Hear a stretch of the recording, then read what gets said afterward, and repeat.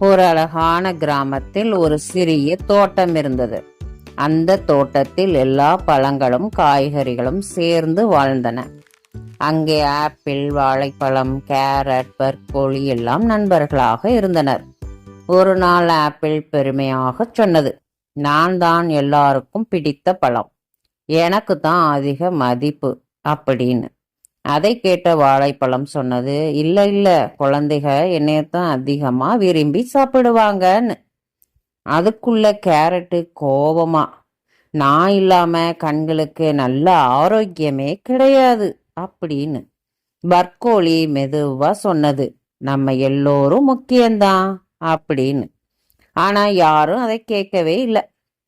எல்லாரும் சண்டை போட்டுக்கிட்டே இருந்தாங்க. அடுத்த நாள் ஒரு சிறுவன் தோட்டத்துக்கு வந்தான். அவன் எல்லா பழங்களையும் காய்கறிகளையும் பார்த்து சொன்னான், எனக்கு எல்லாம் வேணும், எல்லாத்தையும் சேர்த்து தான் நான் ஆரோக்கியமா இருக்கேன் அப்படின்னு. அதை கேட்டதும் எல்லாரும் அமைதியா ஆயிட்டாங்க.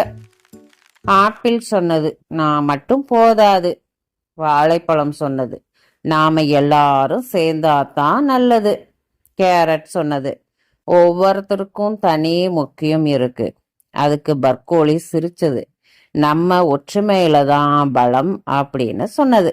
அதற்கு பிறகு அவர்கள் எல்லோரும் நல்ல நண்பர்களாக இணைந்து வாழ்ந்தார்கள். நீதி, ஒவ்வொருவருக்கும் தனித்தன்மை மற்றும் முக்கியத்துவம் உண்டு. ஒற்றுமையா இருந்தா தான் உண்மையான பலம். இந்த கதை உங்களுக்கு பிடிச்சிருந்தா லைக் பண்ணி, ஷேர் பண்ணி, கமெண்ட் பண்ணுங்க. சப்ஸ்கிரைப் பண்ணி சப்போர்ட் பண்ணுங்க. தேங்க்ஸ் ஃபார் வாட்சிங்.